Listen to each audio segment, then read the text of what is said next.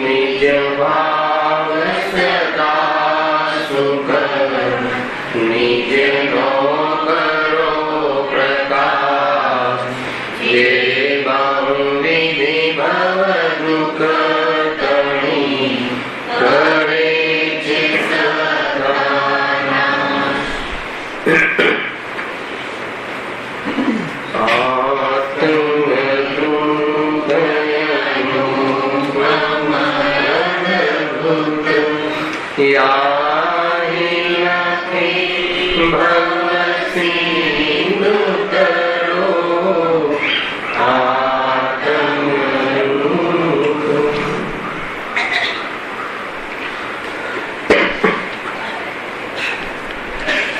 श्री मोक्ष मार्ग प्रकाशक ग्रंथ से त्रीजा अधिकार पर આપણે સ્વાધ્યાય ચાલી રહ્યો છે। ટોપિક છે સર્વ દુઃખોનું સામાન્ય સ્વરૂપ, પેજ નંબર 71।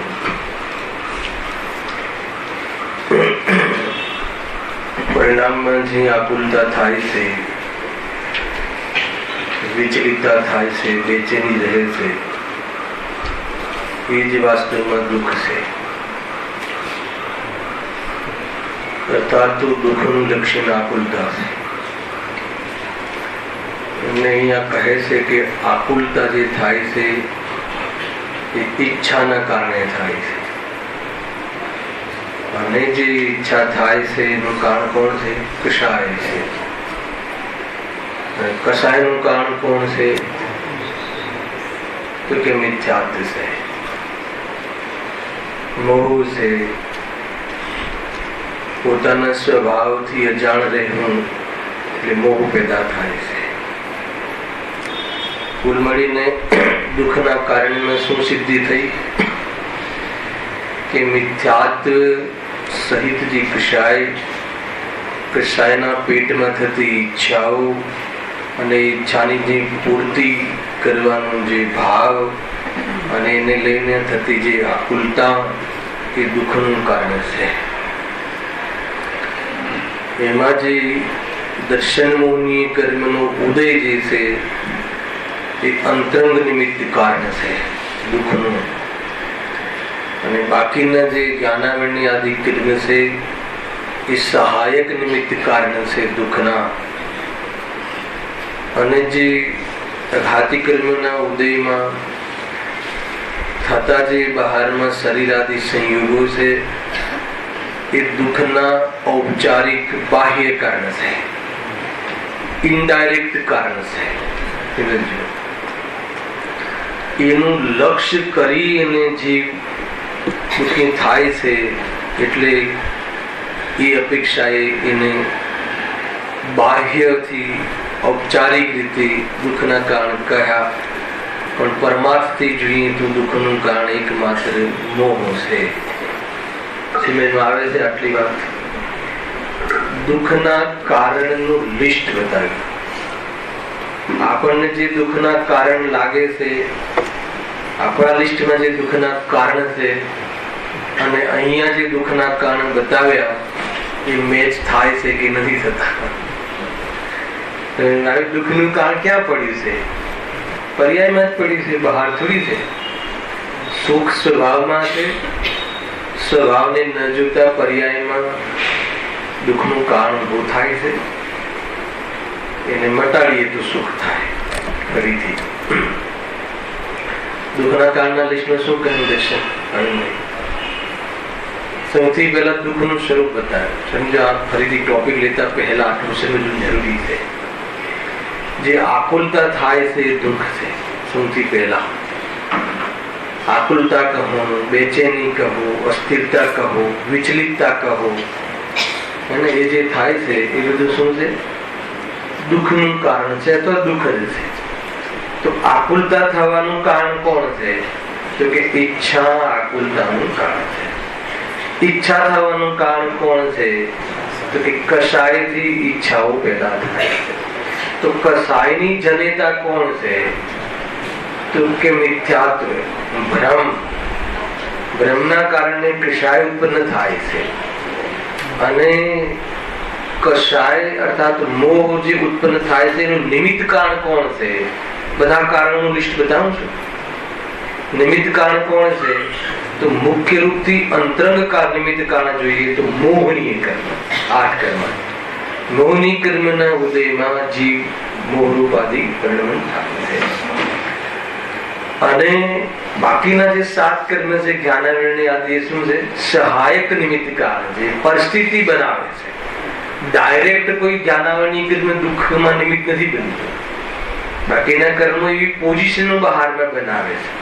અને એ વખતે મોહનો તીવ્ર ઉદય હોય કર્મની ઓરથી, અને આત્માની ઓરથી સ્વભાવનું લક્ષ્ય ન હોય તો જીવ દુઃખને પ્રાપ્ત થાય છે. અને જેમ મકાન, દુકાન, સગા સંબંધી, દેહ આદિને શું કહ્યું? કઈ દુઃખના કારણ કયા? ઔપચારિક થી દુઃખના કારણ કયા? બાહ્ય દુઃખના કારણ.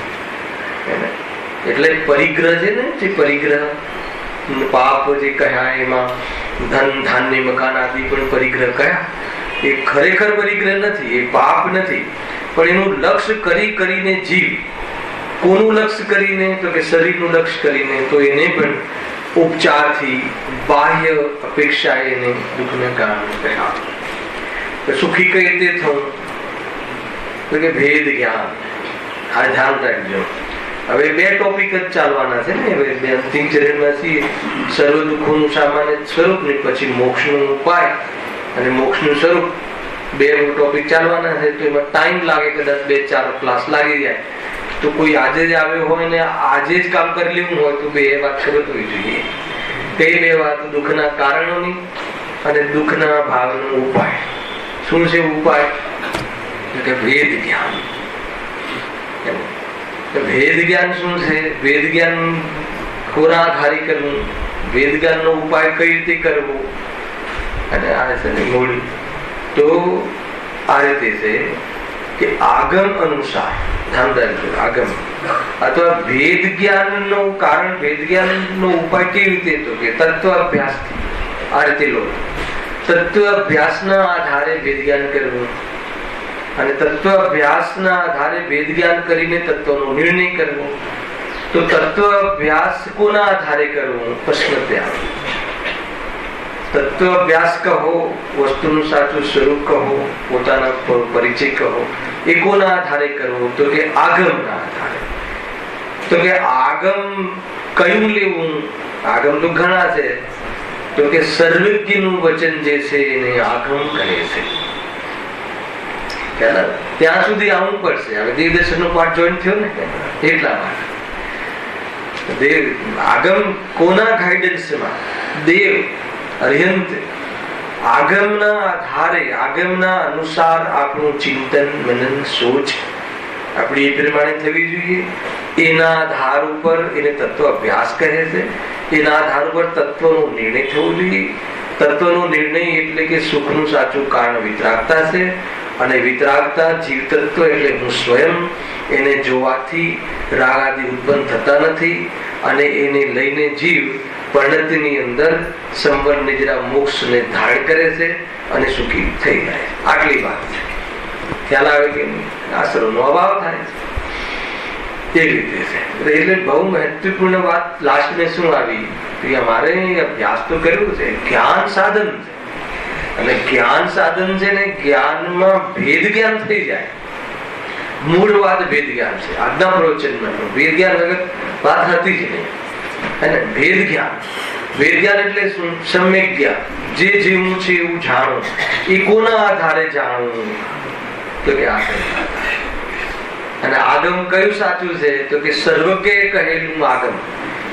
કે દરેક સંપ્રદાયના પોતપોતાના આગમ હોય છે. એટલા માટે સર્વકે કહેલું કથન જે છે એ પ્રમાણિક છે, અને એના આધાર પર આપણી સોચ બની જાય, અને એમાં શ્રદ્ધા વાસ્તવમાં પ્રગટ થઈ જાય, જ્ઞાન ઉદિત થઈ જાય, તો આ પરિણતિમાં મૂલિત થઈ જાય, અર્થાત તો આનંદિત થઈ જાય. એવી જાતિનો આ માર્ગ છે. એ ચર્ચા તો આપણે દુઃખની કરી રહ્યા છીએ. તો દુઃખનું કારણ કોણ છે? ઈચ્છા. તો ઈચ્છામાં કેટલા પ્રકાર કહ્યા? 4 પ્રકારની કેટેગરી અહીંયા પંડિતજી બનાવી છે. એમાં આપણે ચોથા પ્રકારની ઈચ્છાનું આજે ચર્ચા પ્રારંભ કરીએ છીએ. ત્યાંથી વિષય 72 પેજ ઉપર 3 પ્રકારની ઈચ્છા જે થઈ હતી બતાવી હતી, અને આ ચોથા પ્રકારની ઈચ્છામાં 2 પેરેગ્રાફ છે. એનું આજે વિશેષ વર્ણન આપણે અહીંયા કરીએ છીએ. કયા પ્રકારની ઈચ્છા થઈ ગઈ? ઈચ્છાની ચર્ચાઓ થઈ ગઈ 3 પ્રકારની. એમાં સૌથી પહેલા વિષય ગ્રહણની ઈચ્છા, બીજી કશાયના અનુસાર થતી ઈચ્છા, બરાબર, અને ત્રીજી પાપના ઉદયમાં થતી જે અનિષ્ટનો સંયોગ અથવા દેહ આદિમાં રોગ આદિ અને એને દૂર કરવાની ઈચ્છા. પાપના ઉદયમાં શું થાય? પાપનો ઉદય કોને કહેવાય? કોઈને હટાવવાની ઈચ્છા થાય રોગ આદિને, એનું નામ પાપનો ઉદય.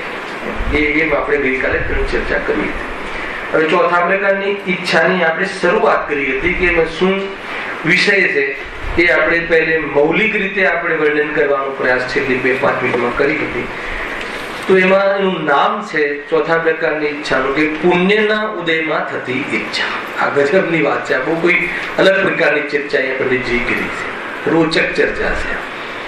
તો આ જે ચોથા પ્રકારની ઈચ્છા છે 3 પ્રકારની ઈચ્છામાં લાગુ પડશે. કેવી રીતે? તો કે 3 પ્રકારની જે ઈચ્છા છે એ ઈચ્છાઓ તો થઈ, પણ એ ઈચ્છાની પૂર્તિ કરવા માટે બહારમાં પુણ્યનો ઉદય જોઈએ, અને એને પુણ્યના ઉદયમાં જે સામગ્રી મળે છે અને પછી એની જે પૂર્તિ કરવાની જે ઈચ્છા છે એ ચોથા પ્રકારની ઈચ્છા છે. ખ્યાલ? ફરીથી ઉદાહરણ સરળ કરીએ. જેમ કે પહેલા પ્રકારની ઈચ્છા શું હતી? વિષય ગ્રહણની ઈચ્છા. એમાં કોઈ પણ આપણે જાણવાની ઈચ્છા થઈ. આપણે સિનેમાનું ઉદાહરણ કાલે લઈને છોડી થઈ વાત કે સિનેમા જોવાની ઈચ્છા થઈ, અને એ ઈચ્છામાં થઈ એટલે ઈચ્છામાં આકુરતા થાય છે. સિનેમા જોવાની આકુરતા, એક શબ્દમાં બોલવો, ઈચ્છાને ગૌણ કરીને બોલો કે સાની મારે આજે સિનેમા જોવું છે, એની મને બહુ આકુરતા, જોવો છે, મારે જોવું છે. હવે એ જોવાની ઈચ્છા, પાછી એ ઈચ્છામાં અનેક ઈચ્છાઓ થાય. એક ઈચ્છામાં એક ઈચ્છા નથી હોતી. કયો સિનેમા જોવું છે, કયા થિયેટરમાં જોવું છે, કયા કેટેગરીમાં બેસીને જોવું છે. પછી એક ઈચ્છાની પાછળ એની અનેક ઈચ્છાઓ છે. ખાલી એક ઈચ્છાથી સમાપ્ત થોડી થાય છે. એ લખ્યું છે આમાં. તો એ ઈચ્છા થઈ, બરાબર છે. હવે એ સિનેમા જોવાની આકુરતા તો થઈ, ઈચ્છા થઈ એટલે આકુરતા ચાલુ થઈ ગઈ કે મારે જોવું. હવે એના માટે રૂપિયાની જરૂર પડે કે ટિકિટની જરૂર પડે, બરાબર. ત્યાં સુધી તો કોઈ એને ભોગવવાની ઈચ્છા અથવા એ સંબંધી આકુરતા ચાલુ થઈ ગઈ. પણ જ્યાં પુણ્યનો ઉદય આવે અને એ પ્રમાણેના પૈસા મળ્યા કે ટિકિટ અવેલેબલ મળી, તો હવે પુણ્યના ઉદયમાં જોવાની ઈચ્છા, એને ભોગવવાની ઈચ્છા, અને ભોગવવાની ઈચ્છા નહીં, આ રીતે બોલો, એને ભોગવવાની આકુરતા. ખ્યાલ? તો પુણ્યના ઉદયમાં જે વસ્તુ મળે એમાં પછી આકુરતા. પછી બીજા કયા પ્રકારની ઈચ્છા હતી? કસાય અનુસાર ઈચ્છા. બીજા નંબરની ઈચ્છા કસાય અનુસાર એટલે શું? ક્રોધમાં કોઈનું બુરું કરવાની ઈચ્છા, માનમાં કોઈને નીચો દેખાડવાની ઈચ્છા. તો આ ઈચ્છા તો થઈ, પણ પુણ્યનો ઉદય નથી, એટલે મોકો નથી. મોકો મળવો જોઈએ ને. ખ્યાલ? હવે મોકો મળી જાય નામ પુણ્યનો ઉદય. ચોરી કરવાનો ભાવ, ચોરી કરવાની ઈચ્છા, પછી ચોરી કરવાનો મોકો મળવો જોઈએ. મોકો મળવો જોઈએ ને. બધા બહાર ગયા હોવા જોઈએ, તો એવું અનુકૂળતા મળી ગઈ ને. અને અનુકૂળતા મળે એટલે પછી શું થાય? એની પૂર્તિ કરવાની ઈચ્છા. એની પૂર્તિ કરવાની ઈચ્છા ક્યારે થાય? કે જ્યારે પુણ્યનો ઉદય થાય ત્યારે પૂર્તિ કરવાની ઈચ્છા થાય, અને એમાં એની આકુરતા થાય. મને ક્રોધ તો આવે કે નહીં, આ વ્યક્તિનું બુરું કરવું જ છે, હવે એનો મને મોકો મળવો જોઈએ, એ સંબંધી મને બહારમાં અનુકૂળતા મળવી જોઈએ, એવી ઓળખાણો થવી જોઈએ, હે ને. કોઈ બધા ગુંડા લોકોની એ પ્રમાણેની સોપારી કોઈને આપવી જોઈએ કે ના જોઈએ? તો એ બધું એના માટે પછી પુણ્યનો ઉદય જોઈએ. પુણ્યનો ઉદય જોઈએ ત્યારે અનુકૂળતા મળે. એવા પુણ્યનો ઉદય કામ કરે છે ભાઈ. ચોરી કરવાનો ભાવ પાપ ભાવ, અને ચોરીમાં માલ મળવો એનું કારણ પુણ્યનો ઉદય. ગજબ છે. મતલબ લોજિક છે. ચોરીમાં જે માલ મળવો જોઈએ ને એમાં પુણ્યનો ઉદય જોઈએ, અને એમાં ન પકડાવવામાં બી પુણ્યનો ઉદય છે. એ બધું છે ને. તો અહીંયા કહે છે કે સેકન્ડ નંબરની ઈચ્છામાં આ રીતે કહ્યું પંડિતજીએ કે ભાઈ તને ગુરુ કરવાની ઈચ્છા થઈ, એનો મોકો મળવો જોઈએ. મોકો મળે તો પછી શું થાય? હવે મોકો મળે તો એની જોડે મીટિંગ કરો, એની જોડે પછી નક્કી કરો, એની જોડે પછી કઈ બી ફેસલા કરો, તો એ બધામાં પછી શું થાય? પૂર્તિ કરવામાં બધી આકુરતાઓ ચાલુ થઈ જાય છે. તો એની પૂર્તિ કરવાની આકુરતા. ત્રીજી કઈ હતી? પાપના ઉદયમાં ક્ષુધાદિ રોગ થાય છે. ભૂખ લાગે, ભૂખ લાગવાનું જે કાર્ય, ભૂખ લાગે એમાં પાપનો ઉદય. પાપના ઉદયમાં ભૂખ તો લાગી, પણ એ ઈચ્છાની પૂર્તિ કરવા માટે પુણ્યનો ઉદય જોઈએ. શું જોઈએ? બહારમાં ભોજનની સામગ્રી જોઈએ, એ જોઈએ. હવે એ સામગ્રી તો મળી, તો પુણ્યના ઉદયમાં શું કરશે? એને ભોગવવાની અર્થાત એની પૂર્તિ કરવાની જે ઈચ્છા થશે, પૂર્તિ કરવાની જે પ્રવૃત્તિ થશે, એ પૂર્તિ કરવાની પછી આકુલતા. તો આ રીતે આ ચોથા પ્રકારની જે અહીંયા વાત કહી છે એની હવે હું વાંચું છું. આ તમને એની થીમ બતાવી, કેમ કે પેરેગ્રાફમાં આ પ્રમાણે એનું નિરૂપણ કર્યું છે, તો આ એનો ભાવ નીકળે છે. ઘણી વાર પેરેગ્રાફ આપણે વાંચી જઈએ પછી ખ્યાલ નથી આવતો કે આમાં શું કહેવું છે. હવે હું વાંચું છું. વળી એક ઈચ્છા બાહ્ય નિમિત્તથી થાય છે, અર્થાત એ 3 પ્રકારની ઈચ્છાઓ અનુસાર પ્રવર્તવાની ઈચ્છા થાય છે. ખ્યાલ? પહેલા તો ભોગની ઈચ્છા, કયો ભોગ કરવો એ, પછી એની ભોગવવાની ઈચ્છા, બંનેમાં આકુરતા. ખાવાની ઈચ્છામાં આકુરતા, પછી ખાવાની પૂર્તિ કરો, આ ખાવું, તે ખાવું, આ ખાવું, થાય કે ન થાય? પછી બહુ સરસ રીતે લખી જો અહીંયા. હવે એ 3 પ્રકારની ઈચ્છાઓમાં એક પ્રકારની ઈચ્છા અનેક પ્રકારની હોય છે. એ કહ્યું ને પહેલા, એક ઈચ્છા છે, એક લઈ લો, એમાં પછી અનેક પ્રકારની ઈચ્છા. માનો કે ભૂખ લાગી, આપણને ખાવાની ઈચ્છા થઈ, ભોજન કરવાની ઈચ્છા થઈ, કે બ્રેકફાસ્ટ કરવાની ઈચ્છા થઈ ગઈ, તો એ ઈચ્છાની પાછળ પછી અનેક ઈચ્છાઓ. કેવી રીતે? શું બનાવશું, હેલા, કેવું બનાવશું, કેવો ટેસ્ટ હોવો જોઈએ, શું, અને એના સૌથી વધારે ઘરમાં આકુરતા આની થાય. પુણ્યના ઉદયમાં જે ઝઘડાઓ થાય છે ને એવું પાપના ઉદયમાં કદાચ ઓછા થાય. કે પાપનો ઉદય છે, મન વાળી લે કે આપણે ઠેકાણું જ નથી, આપણી પાસે છે જ નહીં, જે છે ચલાવી લો. પુણ્યનો ઉદય હોય, પુણ્યના ઉદયમાં ઘણી બધી ફેસિલિટી હોય, અને કે તમને ઘરમાંથી કઈ રીતનું હોય કે બજેટ નો લિમિટ. લગ્નમાં ડીશ બનાવવાનું નક્કી કરવા ઘરે બધા બેસીએ, બધા પ્રસંગો આવતા હશે, અને એમાં જે આકુરતા થાય છે, જે ક્લેશ થાય છે, જે રીસામણા થાય છે, બધું જ છે. થાય છે કે નહીં? એક કહે કે નહીં આ જો, એક કહે કે નહીં આ કહે, અને એમાં એકાદ કોઈ ધર્મનો પ્રેમી હોય, મારા જેવા વ્યક્તિને બોલાવી લીધું હોય અને કહે કે મેનું પસંદ કરવું છે, કોઈ અપક્ષ આમાં ન આવી જાય તો મેદુ વડા કેન્સલ, આ કેન્સલ. તો છોકરાઓ પાછળ એવા ઊંચા નીચા થાય, એવા ઊંચા નીચા થાય. આ બને છે એટલે કહું છું. ઘણી વાર મને આપણને ખ્યાલ બી આવે કે દીકરાઓ, યુવા પેઢી જે છે, હવે તો યુવા પેઢીમાં પણ ક્રાંતિ આવી રહી. કેટલા છોકરાઓ રાત્રે યુવા પેઢી જોઈન્ટ થઈ રહી છે ભાઈ.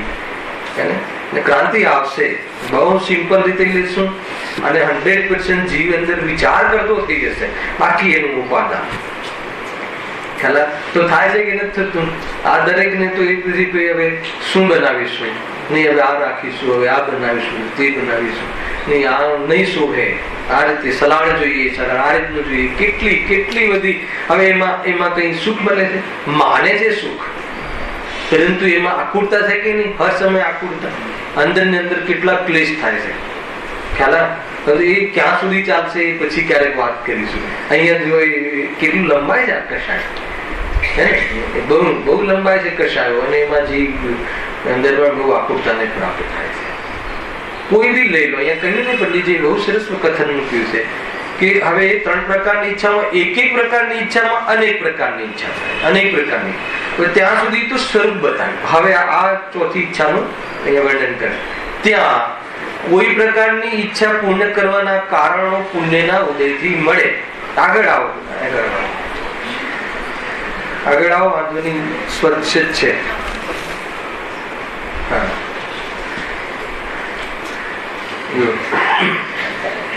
આગળ ઘણી જગ્યા છે, તમે આગળ જો પહેલાથી રીતે બેસો ને તો સારું પડે.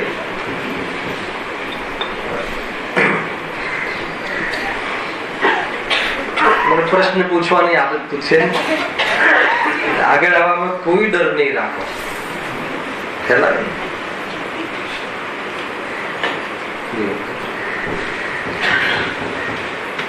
ત્યાં કોઈ પ્રકારની ઈચ્છા પૂર્ણ કરવાના કારણો પુણ્યના ઉદયથી મળે. બહારમાં જે સામગ્રી મળવી એ પુણ્યના ઉદયથી મળે. શાનાથી નથી મળતું સમજી? પુરુષાર્થથી.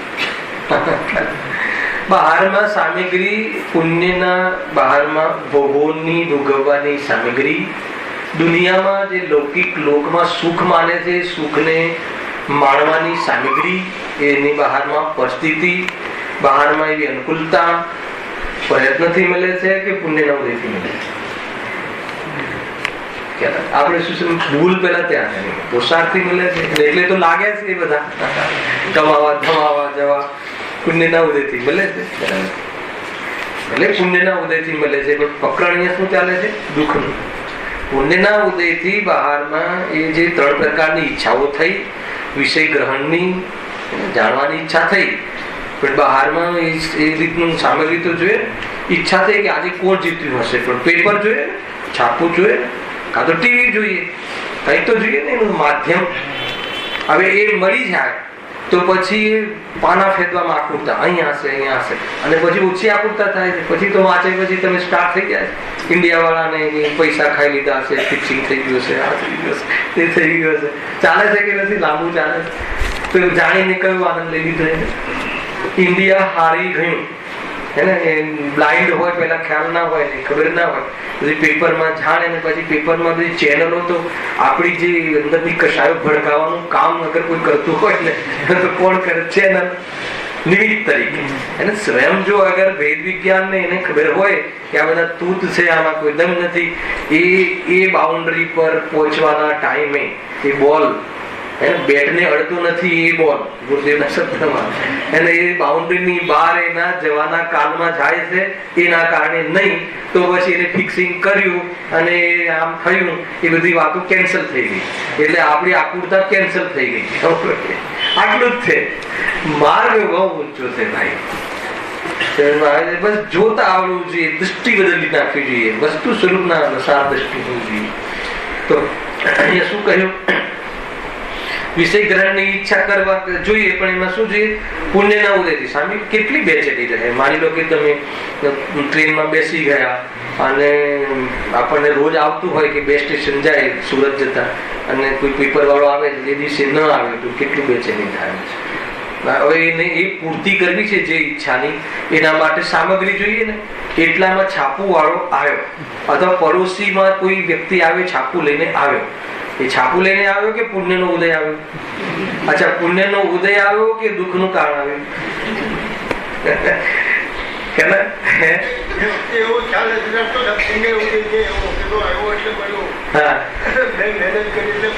એ ખોટી બુદ્ધિ છે ને એને.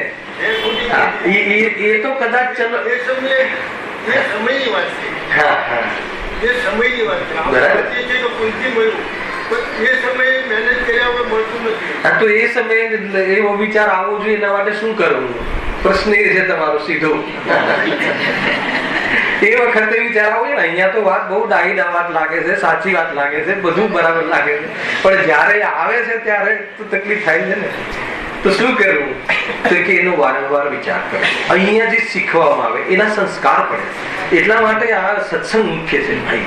તમને એ પહેલા બુદ્ધિપૂર્વક વિચારવાનો મામલો છે. આપણે દેવદર્શનમાં ત્યાં પહોંચ્યા નથી, આવી જશું ત્યાં સુધી 1-2 પીરિયડમાં, કે એ તમે આ વારંવાર તમારા જ્ઞાનને સત્ય મેટર, સત્ય મટીરિયલ તમે વારંવાર આપો તો આત્મામાં એ શક્તિ છે કે સત્યને પારખે.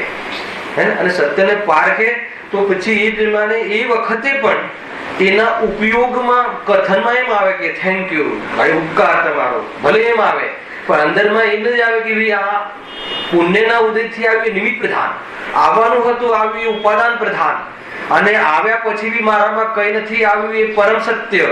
એટલે મારા માટે તો એ 0 છે, મારામાં શૂન્ય છે, સુખના કાળમાં એ પરમ સત્ય. એવી દ્રષ્ટિ હોય અને પછી વાંચવાનો ભાવ આવે તો એ વાંચવાના ભાવમાં એ જ્ઞાતા દ્રષ્ટા રહી શકે છે, એમાં ઉલઝતો નથી. આવે સમજમાં? ભાઈ અભ્યાસ જોઈશે હે ને. અને વારંવાર બેસવી તો એક જ, વારંવાર ગોલન જોઈએ, વારંવાર ચિંતન જોઈએ, આનો હું અકર્તા છું એનો બરાબર વિચાર જોઈએ, તો એનો જ્યારે વારંવાર વિચાર કરવામાં આવે છે તો એ બેસી જાય છે સંસ્કારમાં, અને પછી યુઝ ટુ થઈ જાય છે. એને કહેવાય કે ઓટોમેટિક સંસ્થાથી એ વાત ક્લિક થાય છે, જ્ઞાન ત્યાં હાજર રહે છે, અને જ્ઞાન હાજર રહે અને કશાય હાવી થઈ પણ જાય તો બહુ મોટી વાત નહીં, ચિંતા નહીં કરતા. કશાય હાવી થઈ ગઈ છે એ ખ્યાલમાં રહ્યું તો સમજી લેવાનું કે વેદ જ્ઞાન ચાલુ થઈ જાય. ખ્યાલ આવે કે નહીં? આપણને એવો બી ખ્યાલ આવે કે કશાય હાવી થઈ ગઈ છે, તો એનો ખ્યાલ આવી ગયો કે આ નબળાઈ આવી ગઈ છે, એનો અર્થ એ થઈ ગયો કે આપણે કરેક્ટ નથી અત્યારે. એવું બી ખ્યાલ આવી જવું એ વખતે અંતરમાં એટલે અંતરજલ્પમાં, ભલે વિકલ્પમાં, અંતરજલ્પમાં એ વાત ચાલુ છે, ઉપયોગ ચાલુ છે, અને એ ઉપયોગ જે ચાલુ છે જલ્પપણે ન રહે અને વર્તાઈ જાય એ દિવસે એ દશા દૂર નથી કે બહારમાં કોઈ શરીર ચીરે ફાડે તો બી મને કાંઈ નથી થતું, એવી અવસ્થા આવવાની તૈયારી છે. એ પ્રમાણે એના ભડકારા વાગે છે, એના નગારા વાગી રહ્યા છે. એટલું સરસ છે. પણ બીજો કોઈ માર્ગ છે કે કોઈ એમ નથી થતું એ વાત જુદી છે. આપણને હજુ સંસ્કાર એટલા પાડેલા છે કે તાત્કાલિક ફટાક દઈને પહેલા એ યાદ નથી આવતું. ખ્યાલ પહેલા તો એક જ યાદ આવે છે કે ભાઈ આને થયું, આને કર્યું, તે કર્યું. વાત અહીંયા એ છે કે કોઈ પણ ઈચ્છા હોય, વિષય ગ્રહણની ઈચ્છા હોય કે કશાયની ઈચ્છા હોય, એની પૂર્તિ કરવા માટે એટલું નસીબ જોઈએ અત્યારની ભાષામાં, અથવા પુણ્યનો ઉદય જોઈએ. પણ વાત અધૂરી છે. પુણ્યના ઉદયમાં થતી આ કઈ છે પ્રકાર શું ચાલે છે? દુઃખના ભેદ. ઈચ્છાઓથી દુઃખ થાય છે. કઈ? 3 ઈચ્છાઓથી દુઃખ અને 4th ઈચ્છાઓથી સુખ. બરાબર છે? પાપના ઉદયમાં ભૂખ લાગવી એ દુઃખ, અને પુણ્યના ઉદયમાં ભૂખની પૂર્તિ થવી એ સુખ. કેમ છે? એ ભેદ કરે છે. પાપના ઉદયમાં ભૂખ લાગવી એ તો આકુલતા છે, પણ પુણ્યના ઉદયમાં વસ્તુઓ મળે તો એમાં એટલી આકુલતા થાય છે. માનો કે તમને નવા કપડા પહેરવાની અંદરમાં ઈચ્છા થઈ ગઈ, અને નવા ડ્રેસ શોપિંગ ખરીદી કે ભાઈ આજે તો નવી ખરીદી કરવી છે, લઈ આવવું છે, તો તમને પુણ્યનો ઉદય થયો અને બહારમાં તમને એક પોકેટ મની કરતા 4 ગણા પૈસા બી મળ્યા અને ખરીદી બી કરી. હવે વસ્ત્ર તમારે નવા પહેરવા. હવે તમારી પાસે 30 દિવસના 30 ડ્રેસ છે, વધારે પકડવા તો વધારે પકડી. હવે એ પુણ્યનો ઉદય કહેવાય. આ પુણ્યના ઉદયમાં હવે એની પૂર્તિ કરવામાં આકુરતા કેટલી છે? કયું પહેરવું, આ પહેરું કે આ પહેરું, સૌથી પહેલા જો એની હવે એ પૂર્તિ કરવાની ઈચ્છા. પછી એ પહેરીને જયારે એના ડ્રેસિંગ રૂમ માંથી બહાર આવે એટલે સૌથી પહેલા દીકરો કહે, શું કહે? પપ્પા નથી સેટ થતું, કાઢી નાખો. અરે નાટક થઈ જાય છે. એવી રીતે એને નચાવે છે. કોણ નચાવે છે? ઘરના એની કસાય. અને પોતે જ પૂછે કે બેટા મેચિંગ બરાબર છે કે નહીં? ઓલું શર્ટ પહેરો, 4 વાર બદલાવે. એમાં આકુરતા નહીં? અમને આકુરતા નથી લાગતી ને, એ જ તો તકલીફ છે. આકુરતા નથી લાગતી. એમાં એક નારાજ થઈ જાય, પછી દીકરાના અનુકૂળ, દીકરાના પ્રમાણે પહેર્યું અને પત્નીના કહેવાના અનુસાર ન પહેર્યું તો પછી આકુરતા ચાલુ, ક્લેશ ચાલુ. બતાવો કઈ પુણ્યના ઉદયમાં પણ શું થાય? તો આ પ્રમાણે આકુરતાઓની પૂર્તિ કરવામાં તો આકુરતા ઘણી છે. બહુ આકુરતા રહે. આ કે આ બહુ. અને એક જ દિવસમાં માન લો કે હમણાં મને તો ખ્યાલ છે, આપણે તો અમે તો પેલા જતા ને તો જે સવારથી પહેર્યું, પછી એના 4 પ્રસંગ હોય કે એના 5 પ્રસંગ હોય દિવસના. જે ઇવેન્ટ કોણ તમે શું કહો? અત્યારે થોડી ભાષા આવડી ગઈ છે. 4-5 ઇવેન્ટ હોય ને, સવારનો અલગ ઇવેન્ટ, બપોરનો અલગ ઇવેન્ટ, પછી હવે એના એટલા મેચિંગ અને એના ડ્રેસ ને એના એટલા દાગીના, અને પરેશાન થઈ જાય. અને 4 દાગીના પહેલો સેટ અંદર મૂકીને આવી હોય અને બીજો સેટ પહેર્યો હોય તો લગ્નમાં એ પબ્લિક પ્લેસમાં બીજા ટેન્શન પાછા ચાલુ. ને ખ્યાલ આવે કે બધા દાગીનો પહેર્યો હોય ને ઉછળવાનું કામ હોય તો ક્યાંય પડી જશે કે નહીં પડી જાય. કેટલી જાતની રામાયણ છે. હું તમને કહું ને કહેતા થાક લાગે, તો કરવા વાળાને થાક લાગે કે ન લાગે તો એ જ જાણે. ભાઈ કસાયનું સ્વરૂપ આગળ મળે એટલે કસાયનો નાચ દેખાડે, અને કસાયના નાચમાં આ જે મૂર્ખ બને એને એમ લાગે કે હું એક્ટર છું. અહીંયા કહે કે તું ફેલ છે, એમાં તને ખ્યાલ નથી. અલગ અલગ પ્રકારના એને કેવો લાગે, બધા તૈયાર થતા હોય બહુરૂપી જેવા, એક તો ઓળખાય જ નહીં કાંઈ રીતે, એ રીતે સાદું રહેવા જેવું ગમતું. તમે simple living, good thinking, simple living તમારી કશાય સીમિત થઈ જશે, એનો ફેલાવ, એનો આરંભ ઓછો થઈ જશે, હિંસા ઓછી થઈ જશે, ઉપયોગનો બગાડ ઓછો થઈ જશે, આકુરતા ઓછી થઈ જશે. ફટાક દઈને એ બે હોય ને સફેદ નવીનભાઈને પૂછો, ફાઇનલ વ્હાઇટ એન્ડ વ્હાઇટ બે લગાવો, ઉતારો, પહેરો, ચાલો, કોઈ ન પૂછવું ન કરવું કે બરાબર. એ રીતે છે કે કેટલી આકુરતા ઓછી થઈ જાય, થોડાક સમયમાં તૈયાર થઈ જવાય, ગાડી ક્યારે ચુકાય નહીં. પહેલા ઘણા બધા દૂષણો ઘૂસે છે. જો તમે આજે લગ્ન આદિ પ્રસંગોમાં મા બાપ શું કરે બિચારા, પરેશાન થઈ જાય છે. એને બહુ ત્યાં બ્યુટી પાર્લરમાં જાય ને છોકરો ત્યાં બ્યુટી પાર્લરમાં જાય, 12 વાગ્યાનું મુહૂર્ત હોય ને 3 વાગ્યા પહેલા આવે ને જમણના ઠેકાણા ને કશું પરેશાન છે. બધી જ આકુરતા, જેટલી વધારે ફેસિલિટી, એટલી વધારે બહારમાં અનુકૂળતા, વધારે પુણ્યનો ઉદય, એમાં વધારે અકળામણ ને વધારે મૂંઝવણ અને વધારે ડિસ્ટર્બન્સ. પુણ્યના ઉદયના કારણે નહીં, સારા કારણે પુણ્યના ઉદયમાં થતી ભોગવવાની ઈચ્છાના કારણે. પુણ્યના ઉદય તો જ્ઞાનીને બનશે, પરંતુ એનાથી પ્રભાવિત થતા નથી. ખ્યાલ એને એમાં કોઈ આખું એમાં એ પ્રમાણેનું કાંઈ નહીં, ગણતા પણ નથી એ લોકો. ક્યાં આવ્યા? હા, ત્યાં કોઈ પ્રકારની ઈચ્છા પૂર્ણ કરવા કારણો પુણ્યના ઉદયથી મળે આવ્યું નહીં છે, પણ તેનું સાધન ઉપર થઈ શકે નહીં, એક સાથે થઈ શકે નહીં. આ થયું ને કેવી રીતે ભોગવે? પુણ્યનો ઉદય તો ઘણો છે. એક દેવલાલીમાં બંગલો હોય, એક સોનગઢમાં હોય, એક શિખરજીમાં હોય, એક જેમ જેમ નવા તીર્થધામ બધામાં એક બંગલો તો લઈ લે. ભોગવવામાં ખ્યાલ એક સાથે ભોગવી શકે નહીં. ઘણી બધી પ્રોબ્લેમ છે ભાઈ. જેમ કે આપણને 100 ચેનલ કેટલી હોય? ચેનલ 900 ચેનલ હોય. હવે આપણે જાણવાની જે ઈચ્છા, હવે એની પૂર્તિ કરવા માટે લેટેસ્ટ LCD કે LED કે જે બી કહેતા હોય આવી એકદમ, અને એને બધી ચેનલો. હવે એ શું થાય છે? જુઓ કે આ ચેનલ જુઓ, કે આ ચેનલ જુઓ, આ ચેનલ જુઓ, કે આ ચેનલ જુઓ. પુણ્યના ઉદયમાં બધું જોવા જાણવા મળ્યું. અત્યારે ક્રિકેટ ચાલતું છે, અત્યારે ત્યાં આમ પાર્ટીનું શું થયું એ જાણવું છે. કેટલા ક્લેશ થતા હોય. અને કદાચ બહુ તો કેટલી 2 ચેનલો ખુલતી હશે એક ટીવી પર, બધી તો ખુલે નહીં. અને એનું સામર્થ્ય નહીં, એની યોગ્યતા નહીં, ઘણી બધી આગળ પ્રોબ્લેમો કહેશે. ભોગવવાનું સામર્થ્ય બી તો જોઈએ ને, એક સાથે જાણવાનું જ્ઞાનની યોગ્યતા નહીં. હે ને? તો એ બધું તો છે. એ પ્રમાણે કોઈ પ્રકારની ઈચ્છા પૂર્ણ કરવાના કારણો પુણ્યના ઉદયથી મળે, પણ તેનું સાધન યુગપત થઈ શકે નહીં. તેથી એકને છોડી બીજાને લાગે, તથા તેને છોડી કોઈ અન્યને લાગે. એટલે એ રીતે આ કરે, આ ઈચ્છા ને બીજી ઈચ્છા ને ત્રીજી ઈચ્છા, આકુરતા બનેલી રહે છે.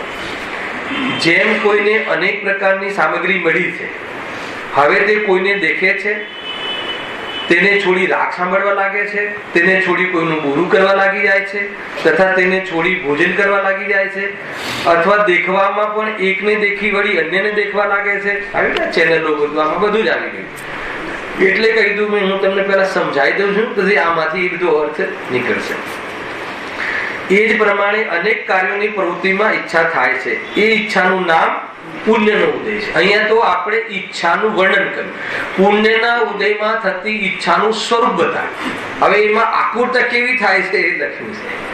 જુઓ આગળનો પેરેગ્રાફ બહુ સુંદર છે. એને જગત સુખ માને છે. દુનિયામાં સુખની વ્યાખ્યા શું?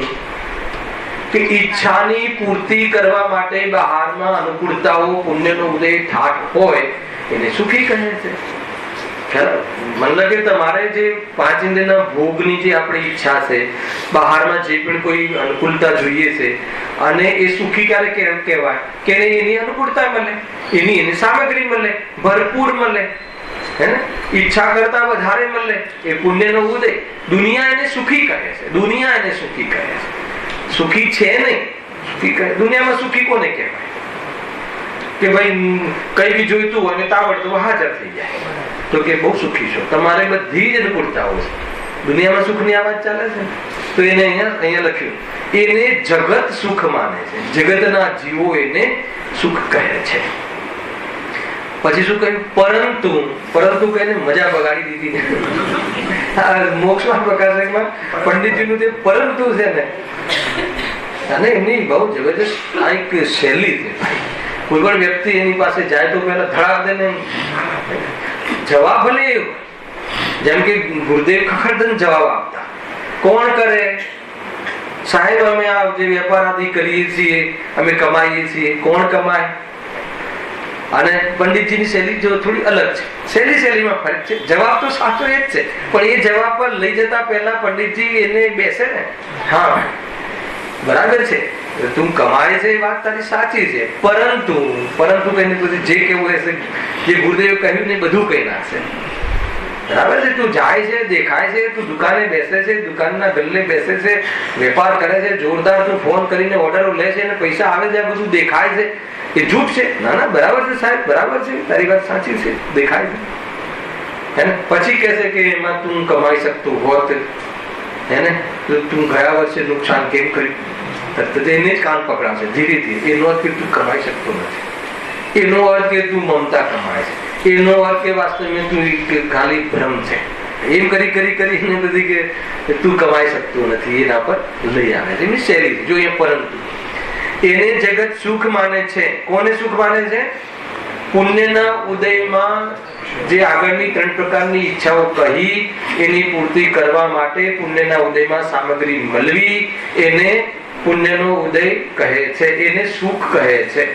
એની પૂર્તિ કરવાને સુખ કહે છે, પણ એની પૂર્તિ કરવામાં સુખ નથી, આકુળતા છે. આકુળતા છે એ દુઃખ છે. એના પર લઈ જશે આખી લાઈન. પરંતુ એ સુખ નથી, પણ દુઃખ જ છે. કેમ દુઃખ છે? જો લખ્યું, કારણ કે પ્રથમ તો સાંભળો, સર્વ પ્રકારની ઈચ્છા પૂર્ણ થવાના કારણો કોઈને પણ બની આવતા નથી. જેટલી તમે ઈચ્છાઓ કરો છો એમાં બહારમાં દરેક ઈચ્છાઓને અનુકૂળ સામગ્રી મળી જ જાય છે? મળી જાય છે? નથી મળતી. સર્વ પ્રકારની ઈચ્છાઓ એટલે કેટલીક ઈચ્છાઓ તો તું સંતોષ કરે તારા ભ્રમથી, પણ ઈચ્છા તો ઊભી ને ઊભી રહે છે, એમ કેમ છે. બીજી ઈચ્છા તો ઊભી ને ઊભી રહે છે, આગળ આવી ગયેલું છે. ઈચ્છાને થંભાવ જ નથી.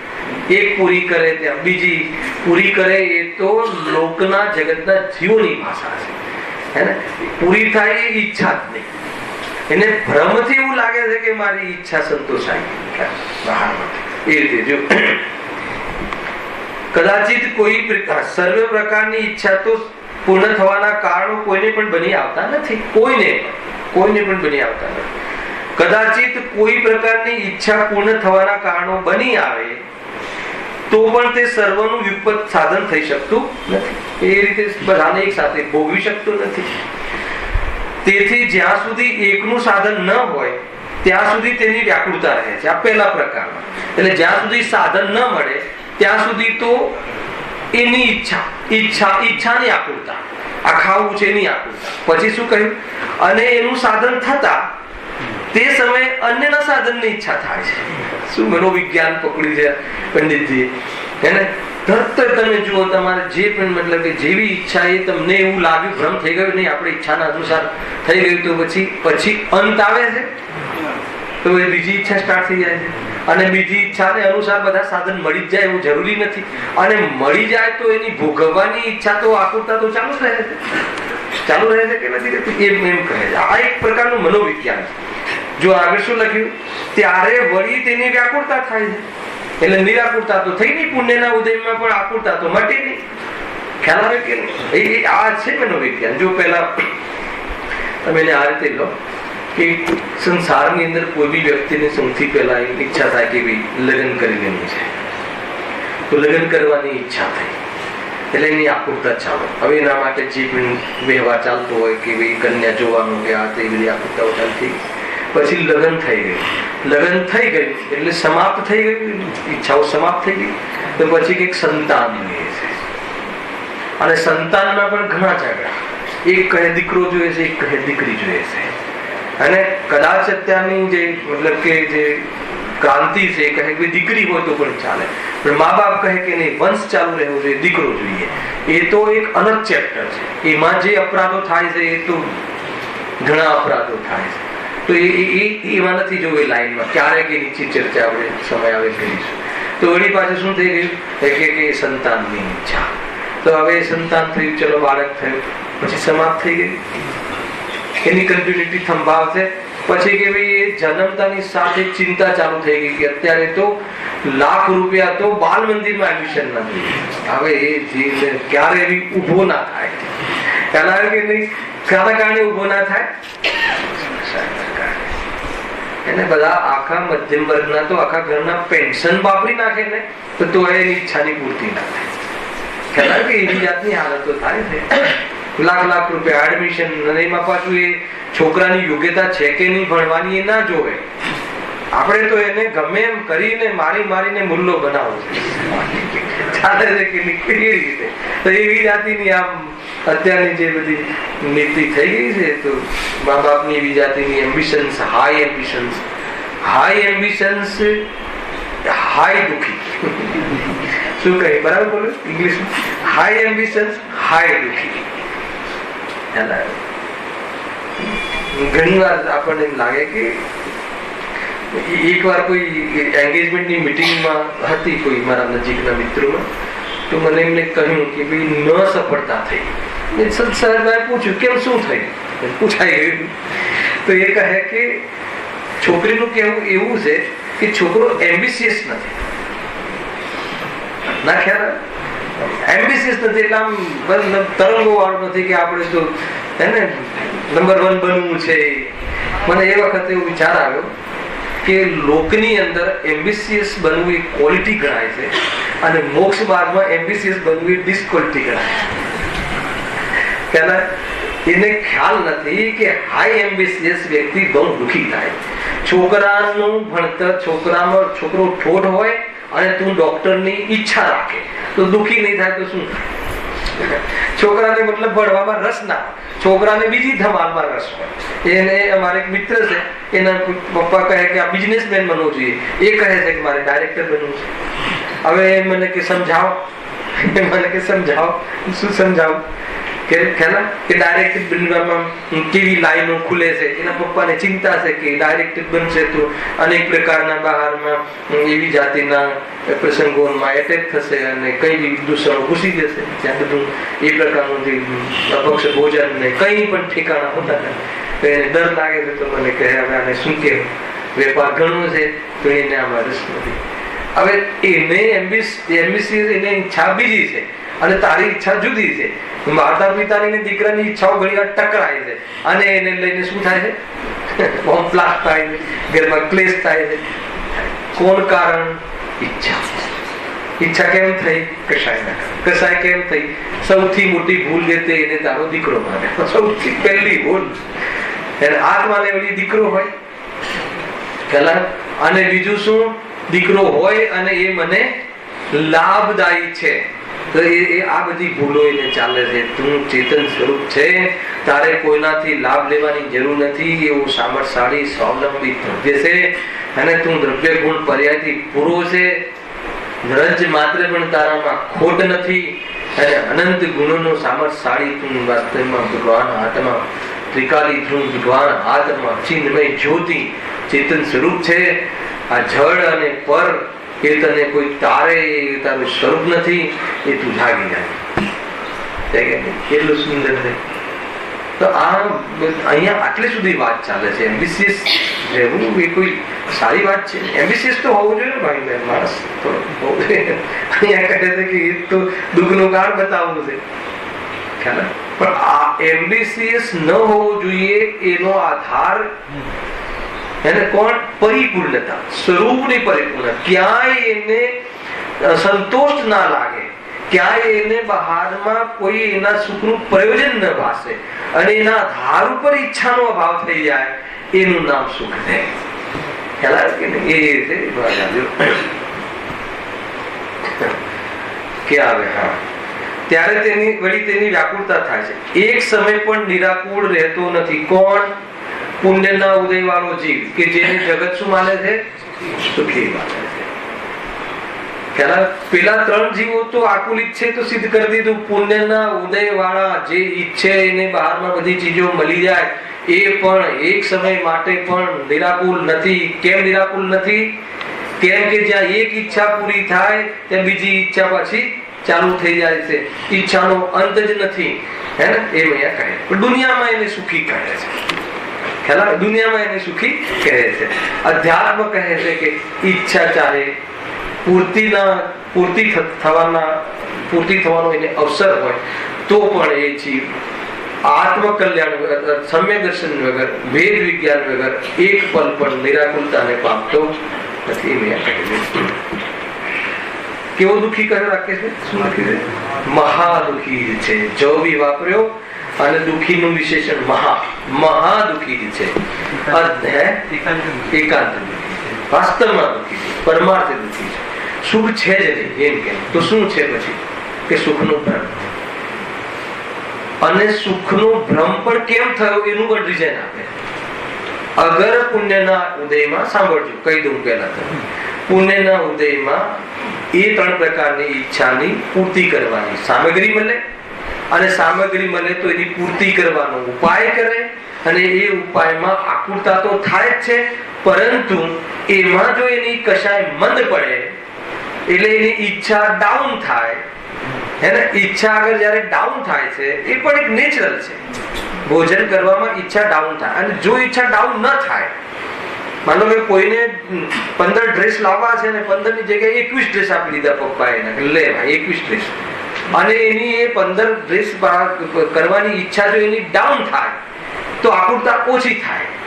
પરંતુ એ વખતે નહીં, 21 જ, એને એ તો કાલે 21 હતા, આજે તો હવે બધી ટાઈમ બદલાઈ ગયો, એને ધરાય જ નહીં તો શું થાય? સંતોષ જ ના થાય તો શું? અને આગળ લખ્યું છે કે ખરેખર ધનવાન તૃષ્ણાવશ દુઃખી છે. એને દુઃખનું કારણ તૃષ્ણા છે. ધનવાનનું દુઃખનું કારણ ધન નથી. ધન તો ઘણું છે, ધનનો ભોગ માટે ઘણી વ્યવસ્થા છે. તૃષ્ણા વધે છે, ઓર જોઈએ. 1 કરોડનું સર્વે થાય કે નહીં, ઓછા પડે છે. હવે મતલબ કે જિલ્લા લેવલે ફર્સ્ટ, હવે રાજ્ય લેવલે ફર્સ્ટ, હવે દેશના લેવલે ફર્સ્ટ, વિશ્વ લેવલે ફર્સ્ટ. પછી હવે આ ફર્સ્ટ કાયમી રહેવું જોઈએ, એ ફર્સ્ટ. તો એ ક્યારે એમને કોઈ થોડી બીજી જાતની પીડા હોય છે, એમને ભાવ વધે તો થોડી તકલીફ છે. ધનવાનોને મતલબ સોનું 1 લાખ રૂપિયા તોલો થઈ જાય તો શું ફરક પડે છે? અરે એમને તો ઘણો સ્ટોક હોય તો એમને તો લાભ છે. તો એમને દુઃખ નથી એનું, તો એને દુઃખ શાનું છે? પછી તૃષ્ણા, ઈર્ષા. આ દેવવૃત્તિના દેવો અને આ મનુષ્ય આ ટાઈપના, એમાં ઈર્ષા વૃત્તિ બહુ. ખ્યાલ કે જો આ એક મનોવિજ્ઞાન છે મનુષ્ય જીવનનું, કે એને પોતાના દુઃખનું દુઃખ તો ઓછું લાગે, પણ બીજો જે સુખી થાય છે ને એનું દુઃખ એને ઘણું થાય. 2 ભાઈ બહુ ટોપ પેઢી ચાલતી હોય અને એના ભાગ પડે, અને 2ની પેઢી ટોપ ચાલતી હોય, 2 અલગ થઈને ટોપ પેઢીઓ ચાલતી હોય, પણ એક ભાઈ દુઃખી કેમ થાય છે એકબીજાથી? કે એને ઓર્ડરો મળે છે, એનું બરાબર ચાલે છે, એનું મારા કરતા 1 કરોડ ટર્નઓવર વધારે છે, તો એમ સમજીને દુઃખી થાય. હવે દુનિયામાં રોટલા નથી મળતા, રોગ શરીરમાં થયો છે, ફી ભરવાના પૈસા નથી, દરિદ્રતા ઘણી છે, એ તો સમજમાં આવે કે દુઃખ છે. પણ આને દુઃખ છે એવું એને દરિદ્રને જઈને કહીએ તો દરિદ્ર શું કે મૂર્ખ છે. એને ખાવાના પૈસા ના હોય, ફી ભરવાના પૈસા ના હોય, રોગ આવ્યો હોય તો એનો ઉપચાર કરવાના પૈસા ના હોય, તો સમજમાં આવે કે દુઃખી છે. પણ આને તો ઉપચાર શું, ઘરે 10 ડોક્ટરો બોલાવે એવું સામર્થ્ય છે તો પણ દુઃખી રહે છે. દુઃખીનું શું? હજુ અમેરિકા રિટર્ન ડોક્ટર જોઈએ, પપ્પા પાસે આટલા પૈસા છે અને એવું તો શું ખોટ છે? અહીંયાના ડોક્ટરને, ગલીના ડોક્ટરને બોલાવી લીધા તો કે અમેરિકા જઈને ઉપચાર કરાવવો જોઈએ. કેન્સર અમેરિકાના ડોક્ટર થી મટે એ વધારે સારું ઇન્ડિયાના ડોક્ટર કરતા. એની બુદ્ધિ બગડી ગઈ છે. પુણ્યના ઉદયમાં જીવ બેસી જાય છે. એને એ વટનો વટ પડે છે કે મારા કેન્સરનો ઉપચાર વિશ્વના સૌથી ઊંચા ડોક્ટરે કર્યો. એવી એને મતલબ કે પ્રાઉડનો વિષય લાગે. એનો ઉપચાર શું છે? તો કે તું ગુરુદેવ પાસે આવ અને તું સમજ કે ખરેખર શું છે. દિલ દુઃખી કેવી રીતે થાય એ બધું લખ્યું છે આમાં. હા અલગ જો અથવા જ્યારે અથવા કઈ ઓર કઈ કહેવું છે, એ 3 પ્રકારના ઈચ્છારોગ મટાડવાનો કિંચિત ઉપાય કરે છે ત્યારે કોણ? પુણ્યના ઉદય વાળો. કિંચિત દુઃખ ઘટે છે.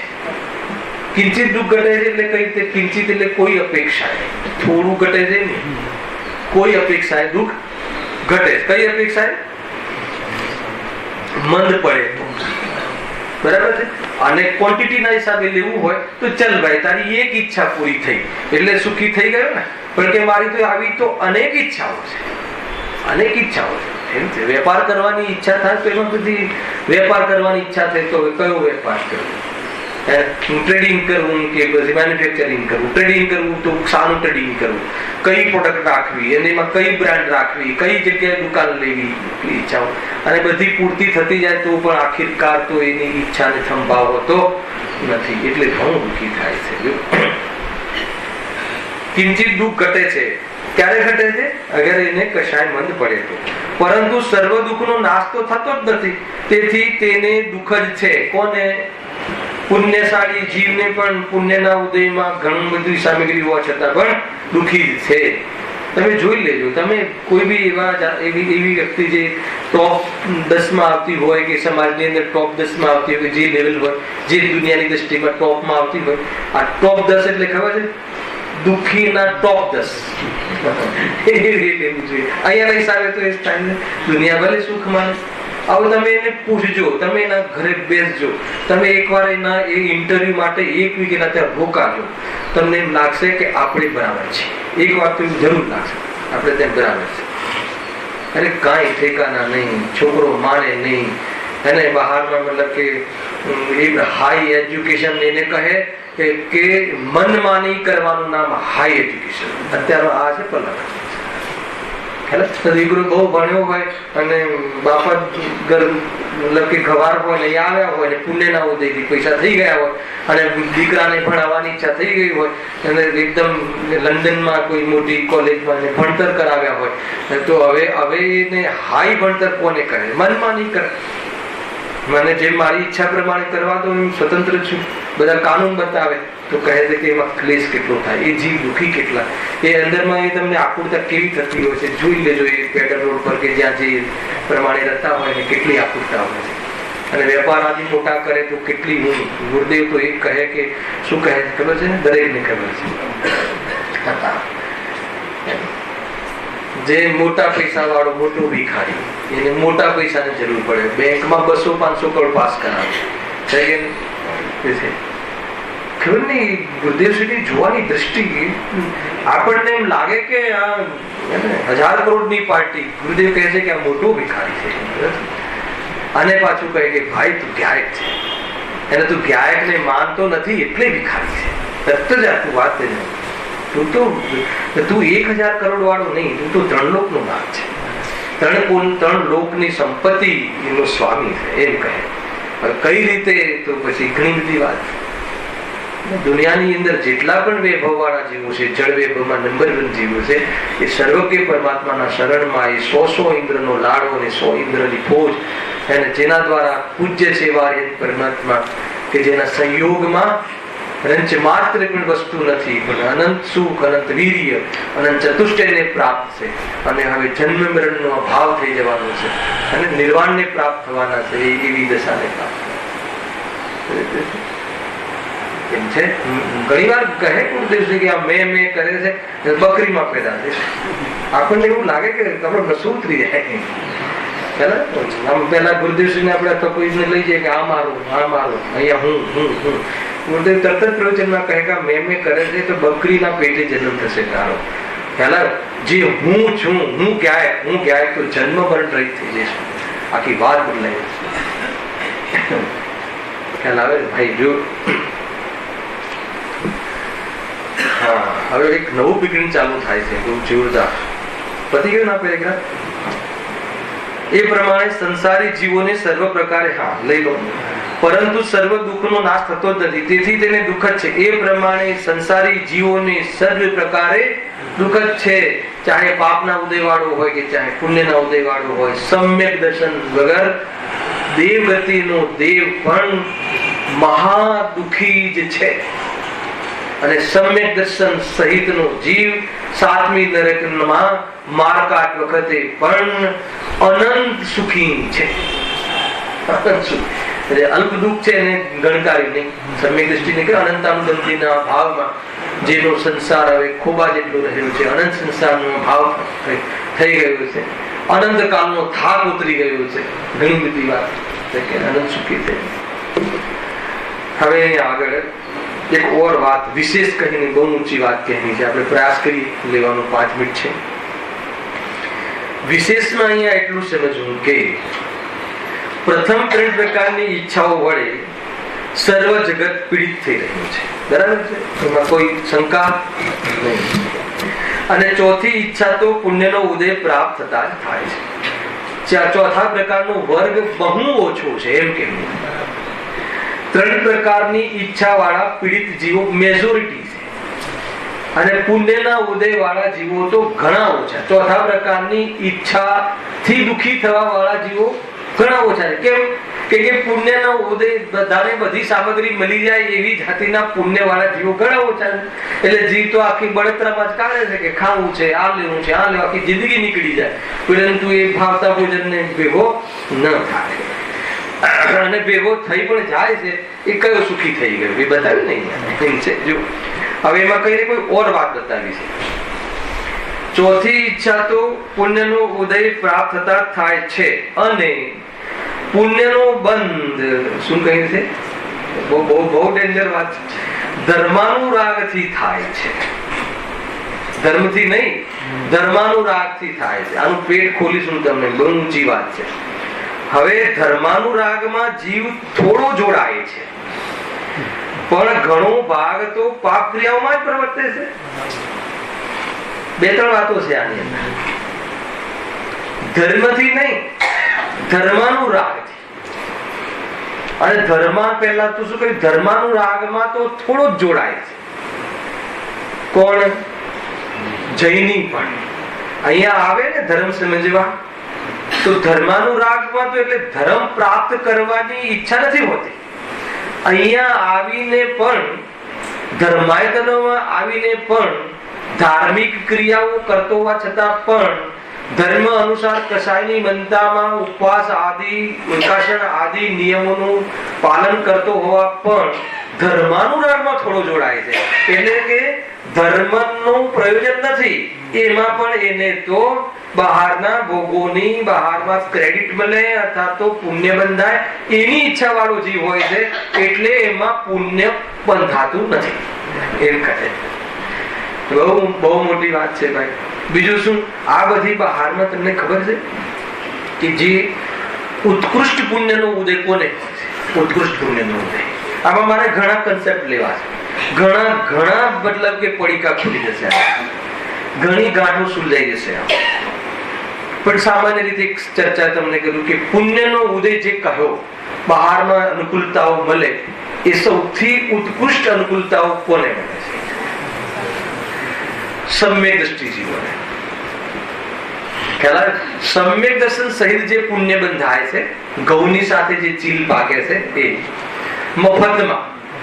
સમ્યક દ્રષ્ટિ જીવને પુણ્ય પર દ્રષ્ટિ નથી હોતી, પુણ્ય ભાવની રુચિ નથી હોતી, પુણ્યના ફળની કામના નથી હોતી, પરંતુ સમ્યક દ્રષ્ટિ જીવ સ્વરૂપમાં ન રહે ત્યારે જે અંદરમાં સ્વરૂપમાં મેળવવાની જે ભાવના અને એના અંદરમાં સૂક્ષ્મ તત્વચિંતન હોય છે અને એમાં જે કશાયની મનતા હોય છે એમાં ઘણા અનુભવ વાળું પુણ્ય ને ઘણી સ્થિતિ વાળું પુણ્ય મફતમાં બંધાઈ જાય. પહેલા પૂર્વમાં બંધ ના કર્યું હોય તો ક્યારે બી સમ્યક દ્રષ્ટિ જીવ એવી કોઈ ગતિમાં જન્મતો નથી. મનુષ્યમાં જન્મે તો બી એવી જગ્યાએ દરિદ્રતા હોય ત્યાં જન્મતો નથી, એને ઊંચી જગ્યાએ જન્મે, પણ એમાં રસ હોતો એ કઈ સમ્યક દ્રષ્ટિ જીવ એને મફતમાં બંધાય છે, એને કોઈ કામના હોતી નથી. પુણ્ય બાંધવા માટે કોઈ પુણ્ય નથી કરતો, પણ સહજમાં બંધાઈ જાય.